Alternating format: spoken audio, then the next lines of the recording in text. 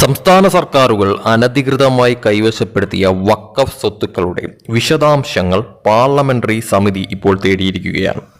വഖഫ് ബോർഡുകളുമായി അവരുടെ ഏജൻസികൾ നിയമതർക്കത്തിൽ ഏർപ്പെട്ടിരിക്കുന്ന കേസുകളുടെ വിശദാംശങ്ങൾ നൽകാൻ സംസ്ഥാന സർക്കാരുകളോടും JPC ആവശ്യപ്പെട്ടിരിക്കുന്നു.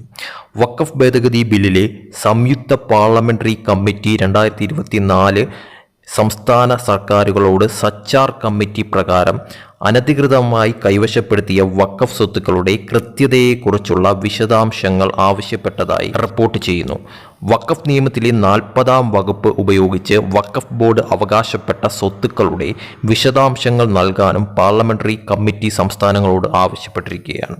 2013 കോൺഗ്രസിന്റെ നേതൃത്വത്തിലുള്ള UPA ഭരണകാലത്ത് പ്രാബല്യത്തിൽ വന്ന ഒരു ഭേദഗതി നിലവിലുള്ള നിയമത്തിന്റെ ഏറ്റവും ശക്തമായി തർക്കിച്ച ഭാഗങ്ങളിലൊന്നാണ് സെക്ഷൻ 40.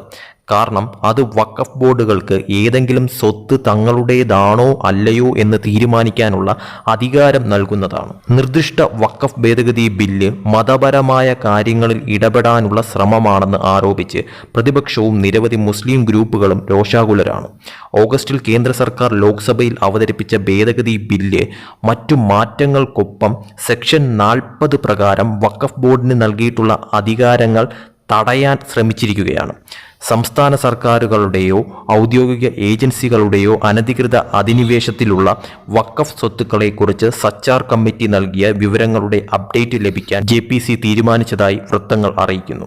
2005-2006 കാലയളവിലെ അനധികൃത അധിനിവേശത്തെക്കുറിച്ച് വിവിധ വഖഫ് ബോർഡുകൾ സച്ചാർ കമ്മിറ്റിയെ അറിയിച്ചിരുന്നു. കേന്ദ്ര ന്യൂനപക്ഷകാര്യ മന്ത്രാലയം വഴി പാർലമെന്ററി പാനൽ സംസ്ഥാനങ്ങളിൽ നിന്ന് ഇതേക്കുറിച്ചുള്ള വിവരങ്ങൾ ശേഖരിക്കുന്നത് ശ്രദ്ധേയമാണ്. ഡൽഹിയിൽ 316, രാജസ്ഥാനിൽ 60, കർണാടകയിൽ 42, മധ്യപ്രദേശിൽ 53, ഉത്തർപ്രദേശിൽ 60, ഒഡീഷയിൽ 53 എന്നിങ്ങനെ അനധികൃതമായി കയ്യേറിയ സ്വത്തുക്കൾ ഉണ്ടെന്ന് BJP MP ജഗദാംബിക പാൽ അധ്യക്ഷനായ JPC ചൂണ്ടിക്കാട്ടി. ഈ 6 സംസ്ഥാനങ്ങളിൽ നിന്നും സമിതി അപ്ഡേറ്റുകൾ തേടിയിട്ടുണ്ടെങ്കിലും മറ്റു പല സംസ്ഥാനങ്ങളിൽ നിന്നും കൂടുതൽ വിവരങ്ങൾ ലഭിച്ചിട്ടുണ്ടെന്ന് റിപ്പോർട്ടുകൾ സൂചിപ്പിക്കുന്നു. മേൽപ്പറഞ്ഞ സംസ്ഥാനങ്ങളിലെ മുഖ്യമന്ത്രിമാർക്ക് സച്ചാർ കമ്മിറ്റി റിപ്പോർട്ടിലെ ഈ വിവരങ്ങളുടെ ആധികാരികതയെക്കുറിച്ച് വിശദമായി അന്വേഷിക്കുകയും ഈ കമ്മിറ്റി വിശദമായി അപ്ഡേറ്റ് ചെയ്യുകയും ചെയ്യാം. കൂടാതെ ഏതെങ്കിലും വസ്തുവിന്റെ ഉടമസ്ഥാവകാശം അല്ലെങ്കിൽ കൈവശം വഖഫ് ബോർഡുകളുമായി അവരുടെ അധികാരികൾ നിയമപരമായ തർക്കത്തിൽ ഏർപ്പെട്ടിരിക്കുന്ന കേസുകളുടെ വിശദാംശങ്ങൾ പങ്കിടാൻ സംസ്ഥാന സർക്കാരുകളോടും ആവശ്യപ്പെട്ടിട്ടുണ്ട്. തങ്ങളുടെ പട്ടിക പൂർണ്ണമല്ലെന്ന് സച്ചാർ കമ്മിറ്റി പറഞ്ഞതായും സമിതി ചൂണ്ടിക്കാട്ടി. ഇന്ത്യയിലെ മുസ്ലിം സമുദായത്തിന്റെ സാമൂഹികവും സാമ്പത്തികവും വിദ്യാഭ്യാസപരവുമായ സ്ഥിതി പഠിക്കുന്നതിനായി 2005 UPA സർക്കാരിന്റെ കീഴിൽ സച്ചാർ കമ്മിറ്റി രൂപീകരിച്ചു. 2006 ഈ സൂചകങ്ങളിലെല്ലാം മുസ്ലിങ്ങളുടെ മോശം അവസ്ഥയ്ക്ക് അടിവരയിടുന്ന റിപ്പോർട്ട് സമർപ്പിക്കുകയും ഒരു കൂട്ടം നടപടികൾ ശുപാർശ ചെയ്യുകയും ചെയ്തു.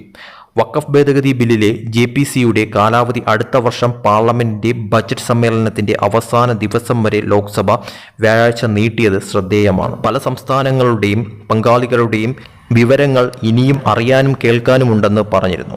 വഖഫ് ഭേദഗതി ബില്ല് 2024 വഖഫ് ബോർഡുകളുടെ പ്രവർത്തനത്തിൽ കൂടുതൽ ഉത്തരവാദിത്വവും സുതാര്യതയും ഉറപ്പാക്കാൻ വഖഫ് ബോർഡുകളെ നിയന്ത്രിക്കുന്ന ഒരു നിയമമായ 1995 വഖഫ് നിയമം ഭേദഗതി ചെയ്യാൻ ലക്ഷ്യമിടുന്നു. നിയമവിരുദ്ധമായി കൈവശം വച്ചിരിക്കുന്ന സ്വത്തുക്കൾ തിരിച്ചുപിടിക്കാൻ ഡിജിറ്റൈസേഷൻ, കർശനമായ ഓഡിറ്റുകൾ, സുതാര്യത, നിയമപരമായ സംവിധാനങ്ങൾ എന്നിവ കൊണ്ടുവരാൻ വിപുലമായ പരിഷ്കാരങ്ങൾ കൊണ്ടുവരാൻ ഈ ബില്ലിലൂടെ കഴിയുന്നു.